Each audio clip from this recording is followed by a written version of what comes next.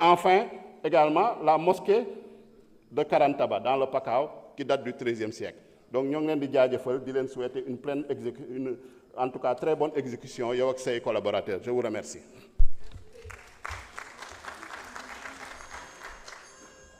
kon mbokk yi jërë ngeen jëf xatu ñu waroon a jël kàddu ci sama naataango yi jeex na dañuy jaajëfal mboolem honorable yi fi jël kàddu yépp fas yéene jox jëwriñ ji ñu dénk wàllu mbatit mi dinañ ko jox nag ñeent fukki minute pour mu tontu ci question yi fi jib yépp ndax ministre bi wàllu koppar gi daf ko jox kàddoom moo tax monsieur le ministre Amadou Ba mën ngaa fas yéene ñëw jël kàddu ci lu tolloo ñeent fukki minute jërëjëf.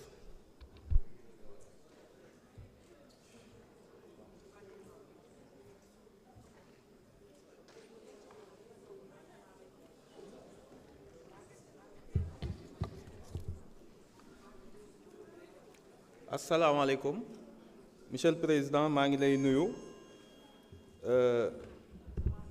monsieur le ministre des finances madame la secrétaire d'État monsieur le rapporteur honorable député nga permettre ma rek ma ñëwaat remercier député yi nga xam ni ci ñoom laa bokkoon yàggul tuuti mu nekkoon une très riche expérience may profité ci tribune bi pour rendre leen hommage wax ni député yi ko xamoon li ñuy liggéey vraiment di nga leen sant avec très peu de moyens nekkuñu ñoo xam ni vraiment je le dis sans démagogie ku gis assemblée ni mu daan mel ak léegi ni mu mel xam nañ ni quand même changé na y a moins de passion député yëpp la ñuy féliciter les sujets sont d'intérêt niveau bi yéeg na ñu ngi ciy jaajëfal le président Malick Ndiaye ak l'ensemble des présidents de groupe parlementaire ma am mbégte mu rëy gis importance bi nga xam ni jox ngeen ko sujet yi nga xam ni moom moo touché à la culture à l'artisanat et au tourisme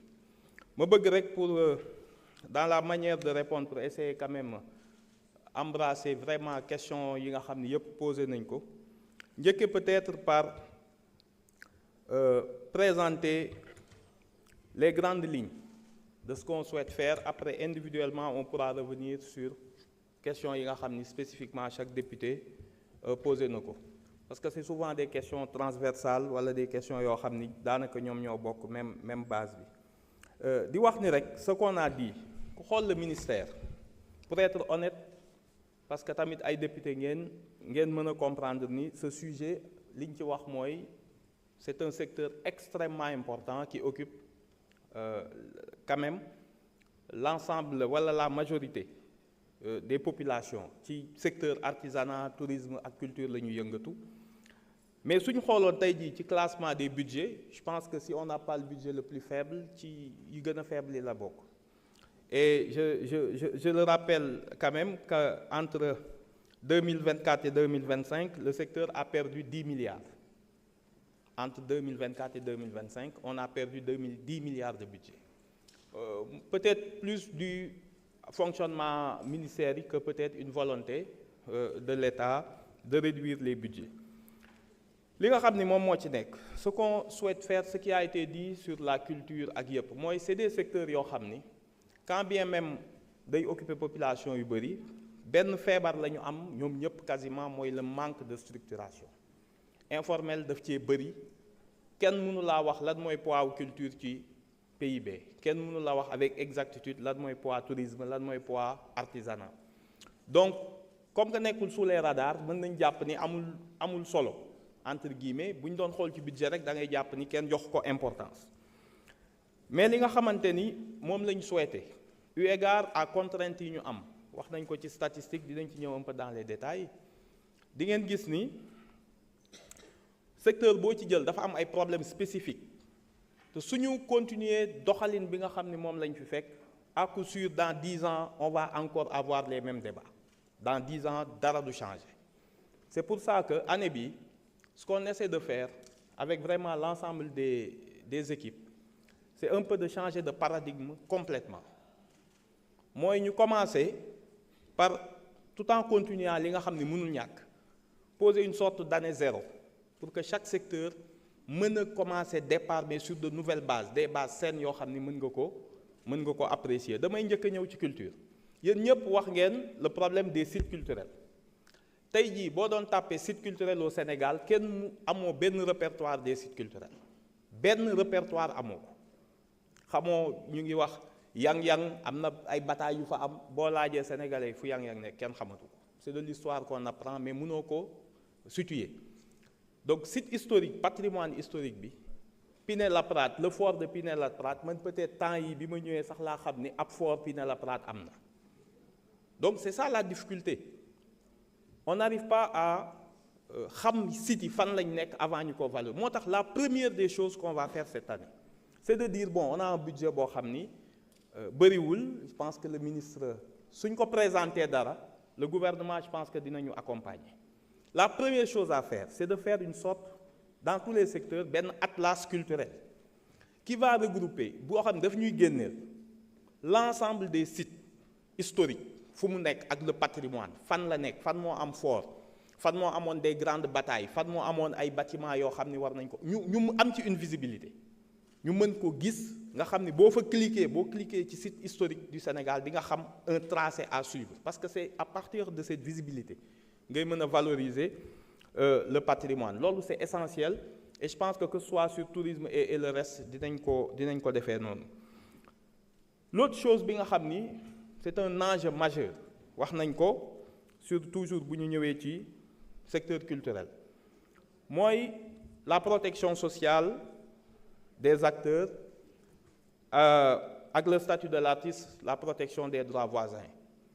Le président a demandé de la République ñu def les états généraux des 3 secteurs parce que yii am na ay lois mais ay décrets génnul donc amuñu ay décrets yoo xam ni dañ naan la mu ngi c'est toujours dans le circuit et après les acteurs vous disent ñun sax on n'est pas très satisfait il y a eu des évolutions parce que décret yàgg na kenn jëlu leen tout ça fait que au lieu ñu koy essayer de résoudre petit à petit dès bu ñu génnee ci budget bi rek on lance les états généraux ñu commencé ko ci culture ça nous permettra ñu def une revue parce que quand même les acteurs culturels bi ma leen recevoir ñoom avancé nañ ci beaucoup pour des alternatives yoo xam ne jàpp nañ ni dina permettre ñu jël en compte et la protection sociale et les autres points yi nga xam ne soulevé nga ko le problème majeur bi nga xam ne moom moo am culture mooy son financement une fois que wax naa la site historique le problème c'est le financement de la culture dans tous les pays yi culture am doole financement bi dafa spécifique culture kenn mënu ko financer comme beneen activité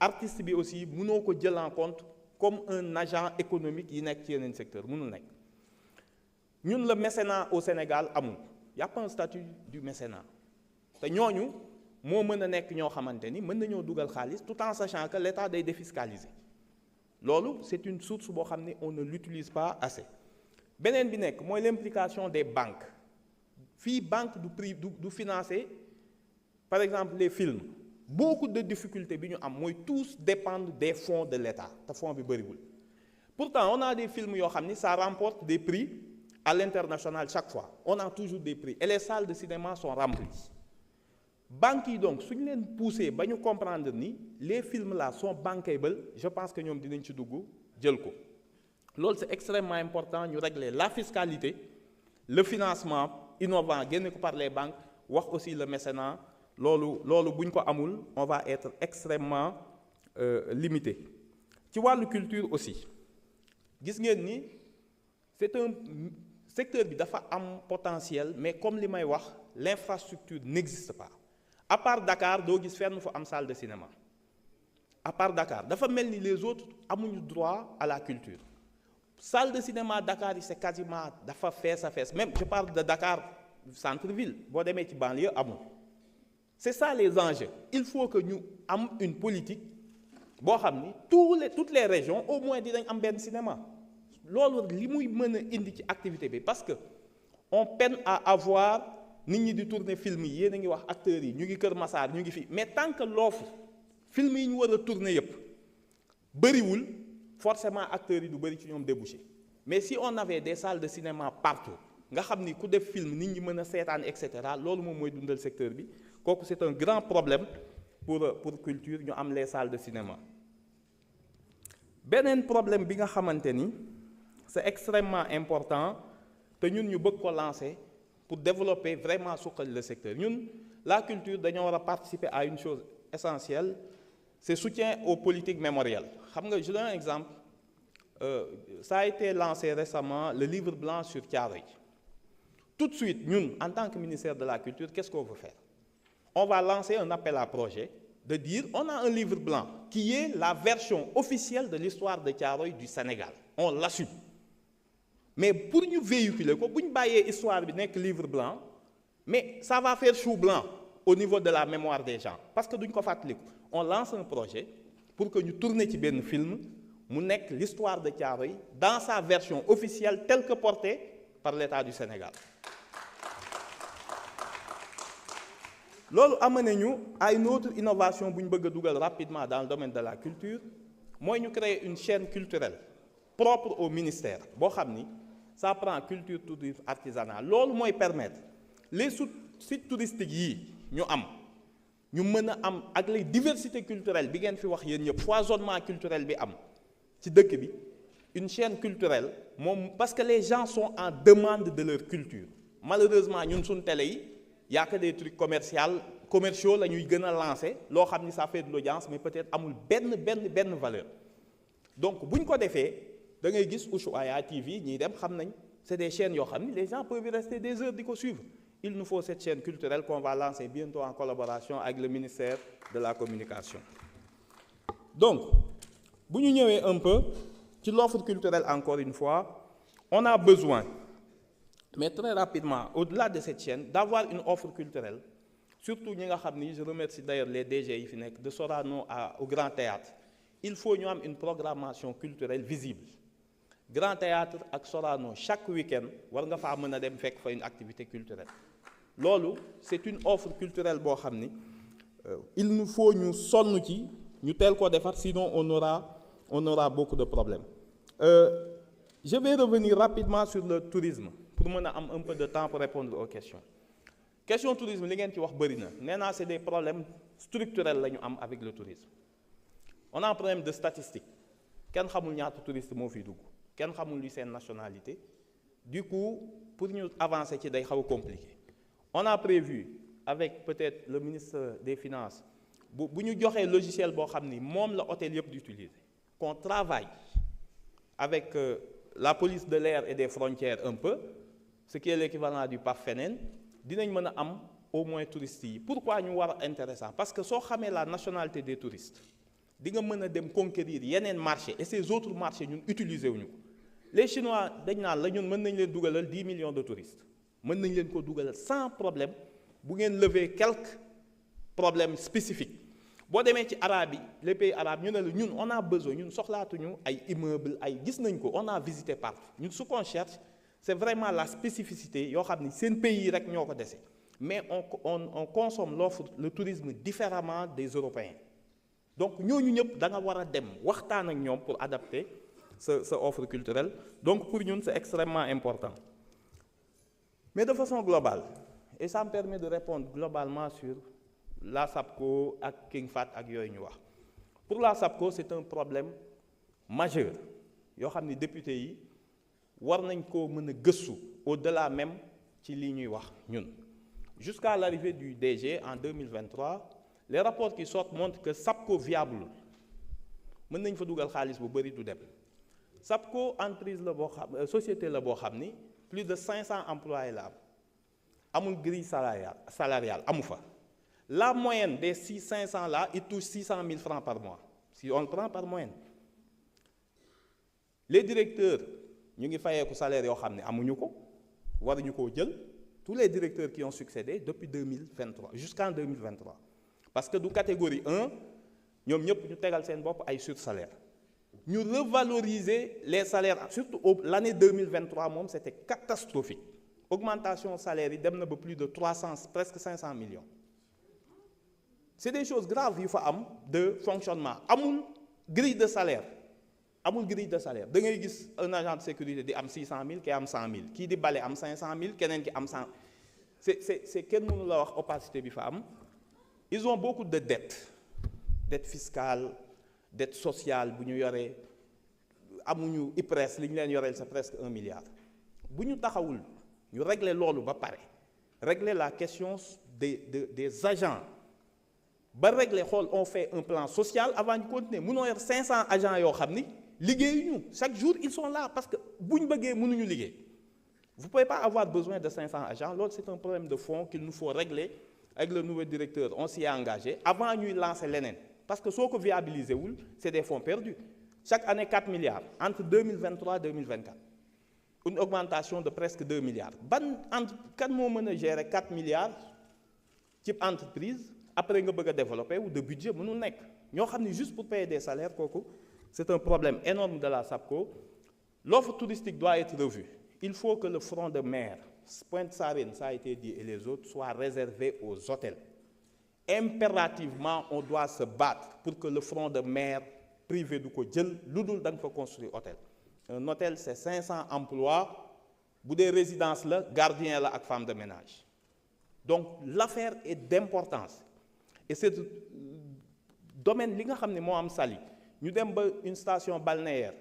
Commune bi dugg ko kenn xàmmeetul fu mu commencé fu mu yam vous avez vu tous les problèmes de Saly. Il faut tout faire pour éviter que Pointe-Sarène ak Mbodiène tombent dans le même schéma que Saly. Il y a des projets importants il faut am. Pour la SAPCO, bon, la difficulté est que toujours il faut que nous jël les moyens yi ñu am ñu yamale ko ñu jël efficacement ñu am fu ñu koy dugal. Pour promouvoir la destination Sénégal, il y a des freins. Le premier, c'est l'aérien. Tant que le secteur bobu changé, l'Europe a changé, c'est bien les Ryanair. Les billets d'avion sont passés de 400, 500 à 30 euros. Le Maroc, bien comprendre, il faut autoriser Ryanair, le pays est parti. C'est extrêmement important. L'aérien, c'est un problème. Après aussi, il y a faire une offre touristique. Les autres zones autour des îles du Saloum, le Fouta, le fleuve, nous utilisons le fleuve, ça a été dit avec fluvial, utiliser nous quoi. Amna zone yo xamné amul sax tourisme bo fa démé et pourtant c'est des zones extrêmement importantes. Très rapidement pour me ñëw ci artisanat. Artisanat, c'est le même problème qu'on a. On l'un de nos plus gros problèmes. Boko xolé c'est dispatché entre une dizaine de structures. Ministère bi amna 4 structures formalisées. Le ministère de la formation professionnelle 3FPT day formalisé. ADPME day formalisé. FONGIP day formalisé. DER day formalisé. Et malheureusement comme que amul schéma cohérent, nous japp ni formaliser un artisan moy outal ko NINEA. Mais une fois que amna NINEA, lan mo ci top? NINEA bi c'est pas une preuve que bo démé banque bi da lay financer. S'il n'y a pas une offre, donc on essaie d'aller les structures, trouver un seul schéma. Les opérateurs, mais au moins il y a un seul canevas.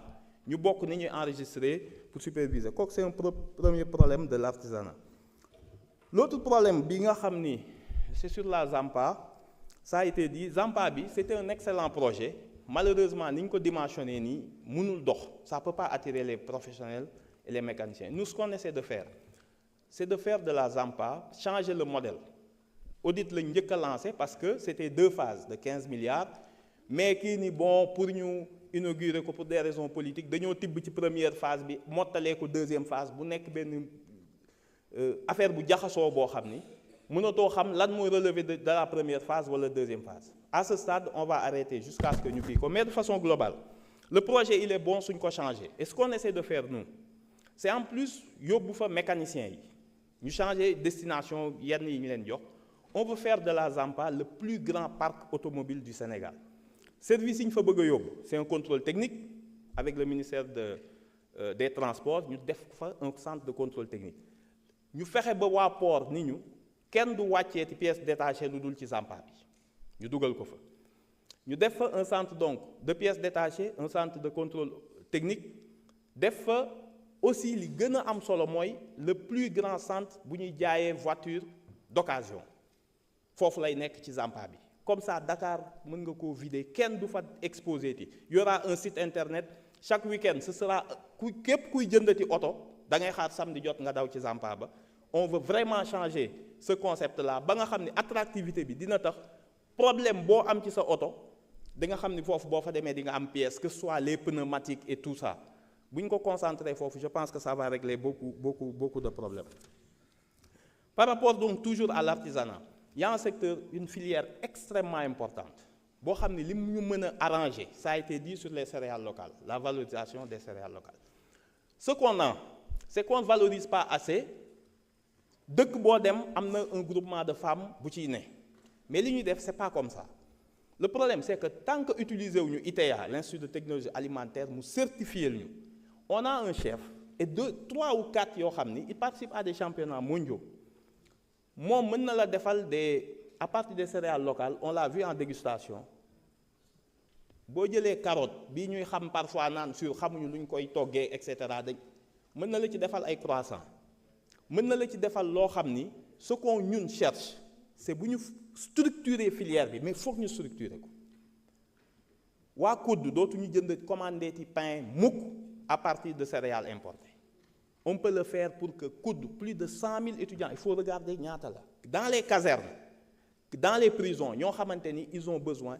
Je pense que bu ñu structurer la filière, on peut faire en sorte que filière boobu vraiment créer suffisamment d'emplois au Sénégal parce que am na ko.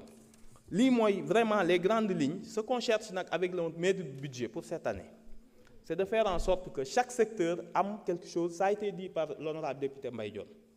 Il faut des projets pilotes qui encouragent les autres. su ñu bëggee village artisanal li ngeen ci wax yépp ak centre chambre des métiers yi foog ñu am ci benn bu référence ñu jël nos maigres budget bi ñu am ñu construire ci benn boo xam ni àddina sous région bi yépp mën nga ñëw ndax doo fa fekk matériel boo xam ni di nga ko fekk ci sous région bi.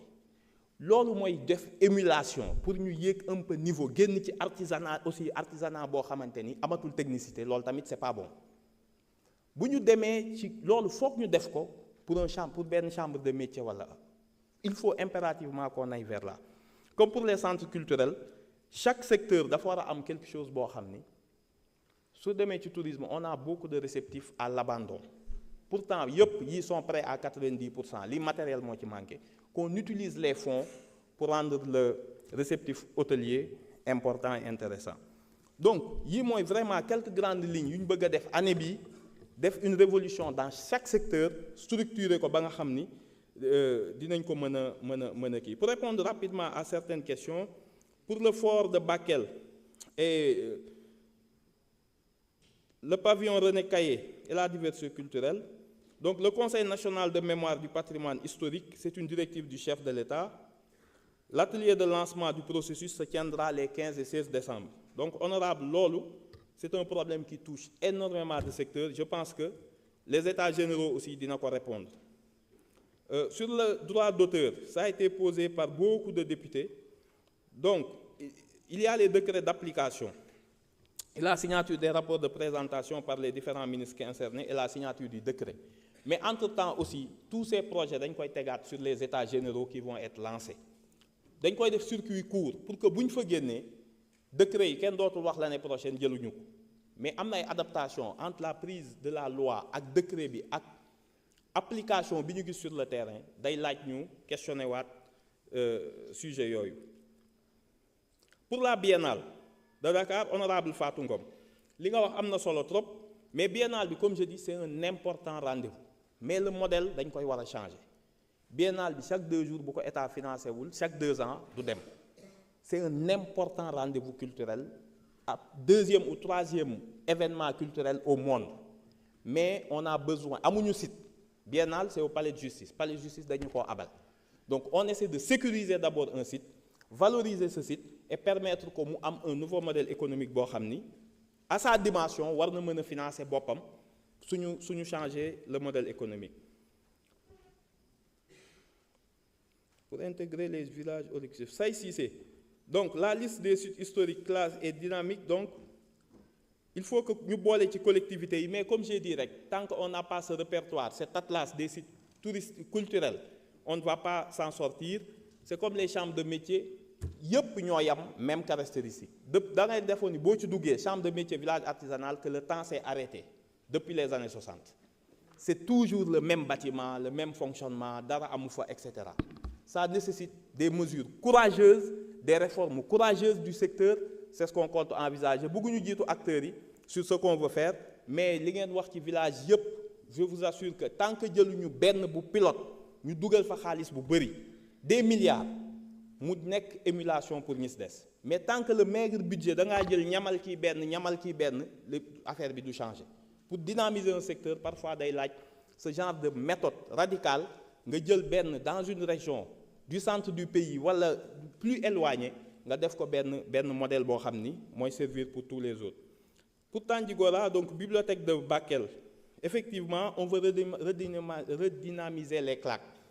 Kooku ça nécessite vraiment un programme parce que le forum du livre qui s'est tenu daf ñoo jox beneen approche bu ñu war a am ci CLAC yi pour relancer ko et on espère que le président de la République dañ créer même un prix de la dictée chez les enfants mu nekk vraiment un prix bu ñu doté de façon importante pour les pousser à la lecture et ça nous permettra de faire la refonte de ces questions-là. Sur la bibliothèque nationale, extrêmement important, honorable, kooku tamit ñoo ngi ci. Le problème du site se pose, le problème du financement, mais le Sénégal mënul toog bañ a am une bibliothèque nationale. Kooku le président s'y est attaché, ñu ngi xool ban site lañ ko war a proposer, ñu commencer ko au moins am le budget. Le problème de cette bibliothèque mooy tegaguñ sax un projet boo xam ni c'est budgétisé pour ñu xam on a besoin de combien. Donc pour waa ARCOT, honorable député Babacar Ndiaye, en 2025 jox nañ leen ay billets d'avion pour leur voyage au Maroc. On leur a donné des billets d'avion et on rappelle toujours qu'il y a un appel à projet pour les différents fonds du ministère yooyu yëpp ñu ngi koy auditer actuellement. Et c'est vrai que les acteurs culturels se plaignent beaucoup du financement du ministère. Les critères ne sont pas clairs, xamuñu ko. C'est très difficile pour ñoom ñu accéder. Duñ ko yëg, duñ ko xam. Même les plus grands réalisateurs se plaignent parfois ci financement bi. C'est très compliqué. Comme que affaire bi leerul et qu'on souhaite ñun année bi structurer ko pour vraiment jël des projets éligibles et surtout en région. La culture problème Dakar dafa yam Dakar. Les acteurs de Dakar se plaignent. Et régions yi ñoom duñ ko jot te loolu aussi c'est pas tenable.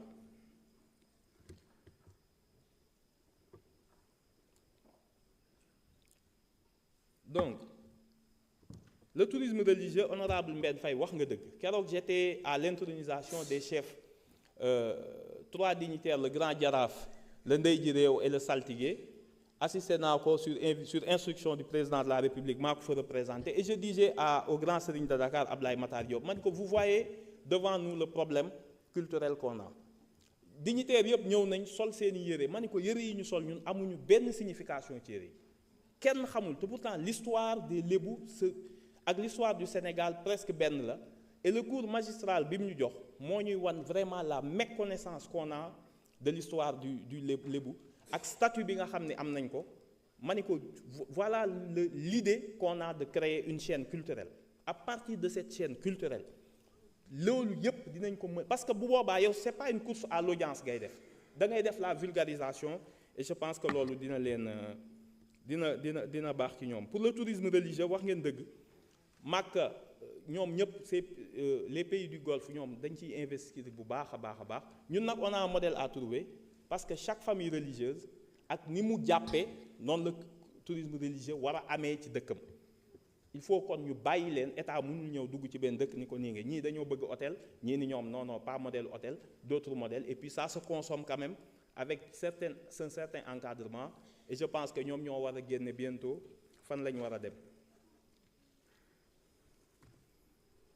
Pour les hôtels fermés honorable Mbène Faye maa ngi koy wax ni ko on va faire un appel à projet.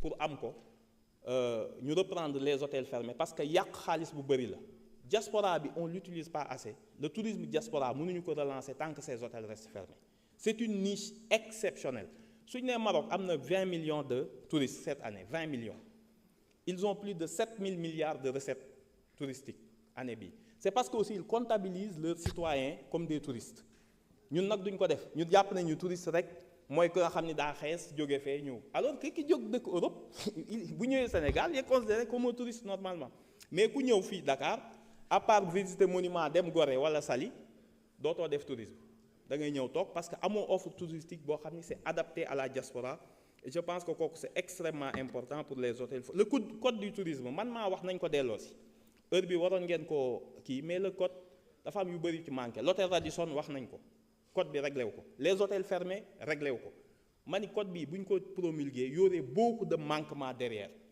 mënuñu récupérer benn ku tëj hôtel 10 ans dañ la war a obligé nga exploiter mbaa nga céder mais mënoo tëj un hôtel parce que front de mer bi c'est un bien boo xam ni sénégalais yi ñoo ko moom moo tax j'ai fait rapatrier le code ba ñu dugal ci yoo xam ni li xew Radisson honorable Pape Djibril Fall maa ngi la koy wax waxuñu on a perdu ñoo met la pression qu'il faut on est en train de voir comment la ñuy mettre fin à yi nga xam ni Turquie jël nañ ko mais boo xamee ni nag droit àndul ak yow surtout à l'international da ngay xam nan ngay négocier quant à King Fahd on est en train de regarder lu tax projet bi ça n'a pas été réglé depuis man xaw na ma jaaxal j'ai demandé à ce que ñu xool les obligations de King Fahd respecté wu ko on peut envisager une rupture anticipée et je pense que ci lañ jëm rapidement parce que 30% recettes ñoo ko moom 15% c'est pour l'investissement amul comité de gestion y a rien y a aucun document amuñu dara ci loolu foofu c'est ça partage man je dis ça fait partie des mystères de voilà quoi mais quelque chose boo xam ni parce que 2027 le contrat bi di jeex dañ ko bëgg a jeexal avant accompagnement des tailleurs la labellisation waa PDA ñu ngi ciy liggéey lu rëy le modèle vraiment de la labellisation du Made in Sénégal kooku c'est extrêmement important donc vraiment honorable baa ngi le mobilier national dinañ ci ñëw pour l'instant les structures de l'État bu dee la situation actuelle changé wuñu le modèle mobilier national kenn du commandé man sama bureau dañ ñoo louer le mobilier on l'a loué bu bees bi ñu ma jox damaa ñëw fekk ñu équiper ma ko ça ne permet pas au mobilier national mais je pense que dinañ ci indi ay saafara maa ngi leen di remercier di jéggalu mën nga wéyal am nga fukki minutes am nga 10 minutes waaw baax na donc pour le mobilier national le problème wax naa la ko aucune structure de l'État signé wul convention ak ñoom parce que labellisé wuñu leen ñun noo bureau à Diamniadio dañ ko loué chaise mënoo ko faa changé ab loolu moo doon modèle yi ñu fi fekk yu bees yi da ngay ñëw ñu équiper la ko à des produits qui viennent d'ailleurs ma ne leen man sama bureau mënu ma nekk ministre de l'artisanat di toog ci bureau boo xam ne dañ ko importé loolu mënul nekk tout le ministère donc dañoo war a fexe mais ñoom tamit am nañ benn relevé benn niveau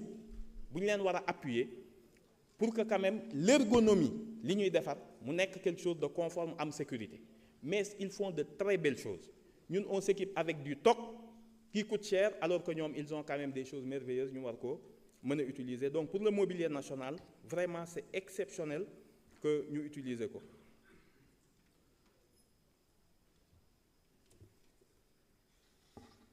donc li ngeen wax ci ma revenir ci parce que ça me semble extrêmement important sur l'artisanat les chambres de métier gis nga li ñu wax sànq honorable wax ko ci projet pilote gis nga bu ñu demee à l'étranger les produits sénégalais j'étais à Dubaï fekk ay sénégalais nee naa leen pour un espace qui fait même pas 20 mètres carrés ils payent 80 millions de CFA parce que donc les produits sénégalais nga fay fekk jóge ay ngaay ak yooyu les gens sont en demande mais c'est une filière boo xam ni le ministre des Finances peut-être xaalis boobu ñooñu di kii c'est pas dans les radars bu ñu ko organiser on peut faire énormément de belles choses mais la filière doit être orientée ñu jël ngaay def ko un centre modèle pour mu moom l'artisanat ouest africain mais pour cela il faut qu'on y mette de l'argent ñu bañ a jël maigre ressources yi di ko tasaare mais ñu jël un centre de référence teg ko nga xam ni moom moo ñuy nekkal vraiment le modèle de l'artisanat donc pour waa Radisson je le dis avec regret la situation est très compliquée ki nga xam ni moo ko yore biñ ko laajee am na ay offres yu mu def proposé na xaalis pour ñu dem le ministère actuellement du travail moo koy suivre mais il faut dire toujours honorable Pape Djibril Fall la vérité à des boo ñëwee ci ay travailleurs nee naa la su la neexee di nga ñëw on vous donne le contrat nga lire ki lii l'État à Radisson di nga ko gis ku dem ba créer ci contrat un risque de changement de régime nga protéger contre le risque de changement de régime xam nga kooku jox nga ko ay droits souverains ba pare nga yóbbu le contentieux à l'étranger mënatoo ci dara juridiquement boo demee dañ lay attaquer yóbbu le tribunal ce qu'on essaie de faire c'est en toute responsabilité avec le ministre du Travail, empêcher le licenciement peut-être des délégués du personnel. Mais nit ki entreprise privée nga ni da ngay wax dëgg gi salariés yi je les ai reçus le jour de ma passation me recevoir là encore mënuma empêcher un entrepreneur un kii de société responsable directeur mu licencier kooku amul benn texte bu la ko may. Voilà donc loolu mënuñu ci dara ce qu'on peut faire c'est que boo koy licencier par contre ñu fexe ba ñu sauvegarder leurs droits on s'y attelle chaque jour. La situation d'occupation du ma ci def une appréciation juridique vu les conditions sociales yi gars yi nekkee mais il nous faut dinañ fa dem dañ fa bañoon a dem def démagogie bi ñu demee ba am plus d'éléments dinañ leen seeti xool comment trouver loolu nee naa la lu ñu metti la ñun bu ñu koy xool foofu la ñu war a yóbbu nit pour haute trahison contrat boobu sérieusement bu dee rek dañ ciy topp nit donc metti na trop on est en train de voir avec le ministre du Travail comment reprendre tout le contrat pour que Sénégal reprendre ses droits donc loolu ñoo ngi ci te bàyyiwuñu ko. J'ai juste benn lu ma tenir à cœur c'est le bateau le Joola vraiment bëgg naa l'année prochaine député yi ngeen jàppale ñu les politiques mémorielles sont importantes dañ ko bëgg a jox un cachet populaire mu bañ a yam rek Ziguinchor c'est extrêmement important mais pour cela on a besoin que sur l'ensemble du territoire national ñëpp xam ni jour bi am na lu xewoon à telle date ñu marqué ko par une minute de silence ñëpp taxaw institution yëpp participer ci donc vous les députés drapeau yi nekk en berne ñu wane fu nekk nit ñi taxaw recueillement bi am parce que c'est très important nit ñi dellu si ci ce moment tragique non pas tant pour célébrer juste le passé mais parce que ay Joola chaque jour mu xew et pour mettre fin à ce cycle rendre les gens vraiment responsables je pense que cette question mérite d'être adressée. Donc, pour en revenir à, ça a été posé à benn question boo xam ni ça nous revient tout le temps mooy les animateurs culturels. Ce qu'il faut envisager de faire, encore une fois, le Sénégal a besoin d'animateurs culturels et c'est ça qui est terrible. Mais les infrastructures amul, moyens amul. Peut-être qu'il faut envisager pendant 2-3 ans de suspendre le concours parce que tamit di jël ay nit def leen concours tout en sachant que doo leen jël kooku c'est pas une solution ba ñu absorber ñii mais tant que culture teguwul sur la bonne base au Sénégal le secteur culturel est en danger te nit ñi xamuñu ko. Vous savez les acteurs je leur ai demandé mais pourquoi yéen ngeen di jël ay étrangers dans vos groupes bu ngeen di jouer ay concerts ak yooyu ñu ne ma au Sénégal on trouve plus de musiciens. C'est pour ça que tous les grands musiciens bu ñuy jouer c'est les mêmes artistes internationaux ay guitaristes yu fi dëkkul ñu ne ma ñun xamuñu kuy guitare fii donc jeunes yaa ngi toog le métier ñu ngi wax culture te xamuñu ni les fondements même de notre culture amatul tous les grands musiciens jouent avec des étrangers alors que loolu amul woon il y a quelque temps moo lay wan Sénégal quand même les réformes urgentes qu'il faut faire pour relancer les activités donc loolu c'est quelque chose de très difficile qu'on va essayer d'adresser xool ndax on continue au moins ñu jël benn délai bu ndaw le temps qu'on restructure. J'ai reçu les directeurs régionaux de la culture ku nekk ci ñoom je leur ai demandé de me faire le point mais kenn ci ñoom amul oto c'est ça la vérité kenn ci ñoom amul oto kenn ci ñoom mënula gérer une politique culturelle tant que changé wuñu le financement de la culture a besoin de financement innovant et pour l'instant amuñu ko malheureusement ça c'est la triste réalité mais nekkuñu ñoo xam ni ils ont perdu ou baissé pavillon pour autant il y a des choses extrêmement importantes qui sont en train d'être faites vraiment bi ma demee Tamba j'ai vu le directeur même sans moyens ce qu'il réussit à faire pour pousser les gens ñu ñëw ci culture bi donc les urgences yi nga xam ne am nañ ko ñun par rapport aux JOJ ça a été dit les JOJ peuvent représenter vraiment pour le Sénégal une manne financière exceptionnelle. La culture doit et peut jouer son rôle pour les JOJ. Ñoo ngi ciy liggéey, on espère signer une convention avec le COJOJ parce que quand même ñoom ñoo ci am la primauté. Mais ñun ce qu'on essaie de faire pour trouver du financement innovant boo jëlee par exemple les manufactures on l'avait proposé bi ñu fa demee le président Aliou Sène xam na ko. Ce qu'on essaie de faire, c'est que même pour les ñi nga xam ni JOJ yi ñoom ñooy nekk les champions du monde ñu proposer leen des premiers prix avec ku ñu jox médaille d'or mu am un accompagnement culturel boo xam ni ñoom dans sous seen RSE ils vont le commander aux manufactures wala au village artisanal de Dakar et cetera bu ñu trouvé wul ñun suñu bopp ay moyens de financement yu bees di xaar lépp ci état on va pas y arriver. On l'a dit, même les institutions, normalement, monsieur le ministre des Finances mën na ko confirmer, ku nekk ce budget, il y a un petit pourcentage boo war a réserver à la culture. Bu ñu demee ba ñu li ñu sant waa manufacture par exemple ak quelques villages artisanaux ñu génne benn catalogue ñu yóbbu ko chaque ministère parce que ñun da ngay dugg bureau ministre doo fa fekk tableau boo xam ni c'est africain doo fa fekk benn affaire boo xam ni ça représente la culture. Au meilleur des cas benn fas la boo xam ni voilà kenn xamul fan lañ ko jëlee bu ku nekk ministère bu nekk commandé surtout le ministère des finances xam ne bëri nañ ay bureau chaque bureau am quelque chose qui symbolise la culture une tapisserie benn kii et cetera on peut lever benn rien que dans les administrations publiques on peut lever benn 1 milliard 2 milliards te manufacture bu amee 2 milliards je peux vous assurer que li mu mën a jël ci ay nit kenn xamul nu mu toll.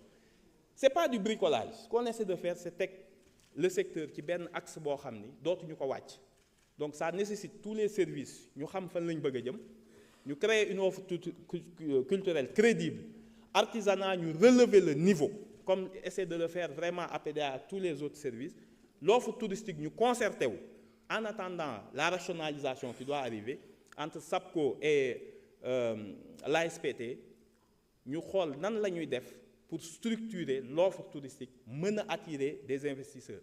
On a besoin un terrain de golf parce que c'est le maillon qui manque pour ñu am lu ñuy wax vraiment une offre culturelle crédible. Yooyu on pense que c'est juste pour du luxe mais ça peut apporter énormément d'investissement bu ñu ko xamoon. On va aussi lancer li manque Sénégal mooy un grand parc d'attractions. Tourisme mënul am sans terrain de golf sans parc d'attractions. Noonu lañ bëgg a yóbbu Pointe Sarène et Mbodiène moytu l'investissement privé ak des maisons privées maa ngi leen di remercier de m'avoir écouté et président di jéggalu ci peut-être guddal bi tuuti di leen wax ngeen les excuses du secrétaire d'État à la culture bi nga xam ni dafa dem Arabie Saoudite moo tax teewu fi di profiter de cette tribune pour remercier les services du ministère yi nga xam ni ñoo réalisé quand même le festival Ecofest dans des conditions très difficiles comme le SMTA qui est en cours pour montrer que le Sénégal malgré les difficultés budgétaires état bi mu ngi fexe quand même de valoriser l'image du Sénégal par l'offre touristique donc tous les services vraiment maa ngi leen di remercier ci seen participation le député yéen maa ngi leen di wax jaajëf ba à la prochaine merci.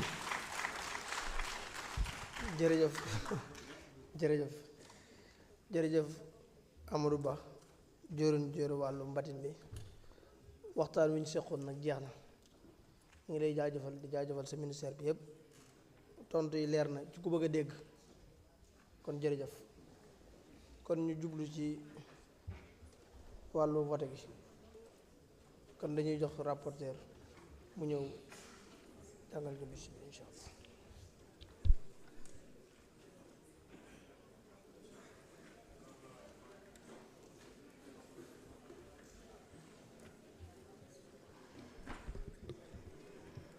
Section 74. Ministère de la Culture, de l'Artisanat et du Tourisme. Programme développement de l'artisanat. Dépenses de personnel. 345 266 000 en A et en CP. Acquisition de biens et services. 308 412 326 en A et en CP. Transfert courant. 1 500 000 en A et en CP. Investissement exécuté par l'État. 2 310 millions en AE, 2 259 millions en CP. Total programme développement de l'artisanat.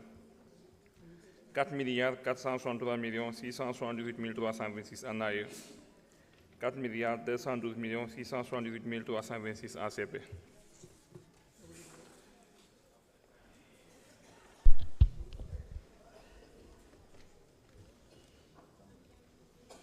kon mbokk yi vote bi démarré na mën ngeen dugal seen carte